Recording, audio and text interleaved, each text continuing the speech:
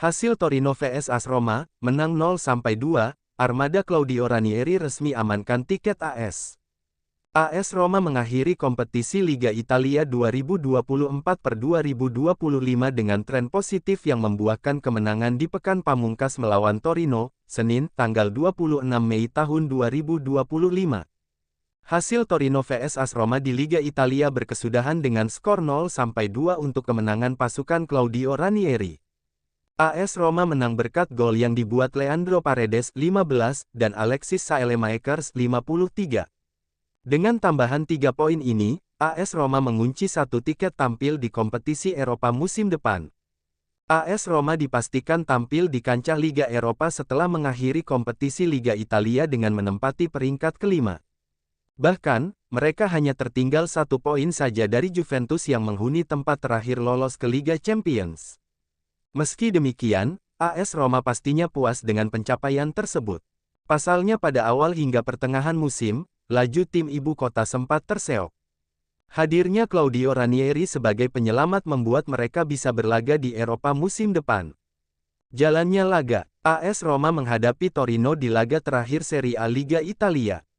Meski bertindak sebagai tim tamu, AS Roma bisa mengendalikan jalannya pertandingan. Setidaknya itulah yang terjadi di 5 menit awal laga. AS Roma benar-benar menguasai bola dengan nyaman. Sedangkan Torino hanya menunggu bola di daerah pertahanan sendiri. Hal itu membuat AS Roma leluasa menyerang pertahanan lawan. Hasilnya pada menit ke-7, Giallorossi menebar ancaman. Leandro Paredes mencoba melakukan tembakan keras dari ujung kotak penalti. Namun tendangannya hanya melebar tipis dari gawang Torino. Petaka menimpa Torino pada menit ke-15. Ali Dembele dari Torino melakukan pelanggaran kepada pemain AS Roma. Wasit yang bertugas langsung memberikan hadiah penalti kepada Giallorossi. Paredes maju sebagai algojo dan sukses menjalankan tugasnya dengan baik. Skor menjadi 0-1 untuk AS Roma. Setelah itu, pertandingan cenderung tak ada peluang emas tercipta. AS Roma nampak sudah puas dengan keunggulan tipis tersebut. Mereka seperti menyimpan tenaga untuk nanti bertanding di babak kedua. Benar saja, hingga 45 menit babak pertama usai, skor tak berubah. AS Roma tetap unggul 0-1 atas Torino. Pada babak kedua, penampilan AS Roma kembali meningkat. Mereka langsung menggempur area pertahanan Torino untuk mengincar gol kedua. Usaha dan penantian tim asuhan Claudio Ranieri usai di menit ke-53. AS Roma berhasil mencetak gol kedua lewat Alexis Saelemaekers. Ia memanfaatkan umpan dari Matthias Soule dan mengubah papan skor menjadi 0-2. Sepakan jarak dekat Saelemaekers tak bisa dihalau kiper lawan. Selepas itu, AS Roma terus mencoba mencari gol ketiga. Tetapi upaya dari para pemain selalu gagal membuahkan hasil yang diincar. AS Roma akhirnya bisa mempertahankan keunggulan mereka hingga akhir laga. Skor tetap 0-2 untuk keunggulan AS Roma atas Torino. Rekor hebat Evan Ndika. Ndika memecahkan rekor dengan bermain seluruh 3.420 menit dari 38 pertandingan Serie A. Hal ini belum pernah terjadi sejak Aldair pada musim 1999-00. Jika diperluas ke kompetisi Coppa Italia dan Europa League, Ndika hanya sekali absen saat Roma bertandang ke markas USG karena flu. Bos Jarum tolak mentah-mentah AS Roma yang ingin bajak Fabregas dari Como. Upaya AS Roma untuk memboyong Cesc Fabregas ke Olimpico kembali kandas. Dalam 24 jam terakhir, klub ibu kota itu diketahui melakukan pendekatan langsung ke Como, tempat Fabregas saat ini menjadi pelatih kepala. Namun, negosiasi tersebut ditolak tegas oleh pihak klub. Laporan dari Corriere dello Sport menyebutkan bahwa Fabregas menjadi kandidat utama untuk menggantikan Claudio Ranieri yang akan pensiun usai laga kontra Torino malam ini. Roma pun bergerak cepat, menghubungi Como guna menanyakan kemungkinan melepas ex-gelandang Arsenal itu dari kontraknya dan memulai negosiasi gaji. Namun, langkah itu tak membuahkan hasil. Pakar transfer Sky Sport Italia, Gianluca Di Marzio, mengonfirmasi bahwa klub miliki orang kaya Indonesia, Robert Budi Hartono dan Michael Bambang Hartono itu menolak pendekatan tersebut secara langsung dan yakin akan mempertahankan Fabregas setidaknya untuk 1 musim lagi. Bukan hanya Roma yang meminati jasa pelatih 38 tahun ini. Bayer Leverkusen sempat dikabarkan tertarik setelah ditinggal Xabi Alonso yang hijrah ke Real Madrid.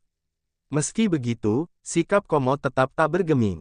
Fabregas sendiri menutup karir bermainnya bersama Como di Serie B pada musim 2022-2023. Tak lama berselang, ia langsung naik jabatan sebagai pelatih utama. Di bawah arahannya, Como mencetak sejarah dengan promosi ke Serie A dan kini bersiap menutup musim dengan posisi aman di papan tengah. Dybala, saya ingin bertahan di Roma. Ini adalah cara yang pahit untuk mengakhiri musim. Namun, kami harus bangga dengan seberapa baik hasilnya sejak pelatih datang.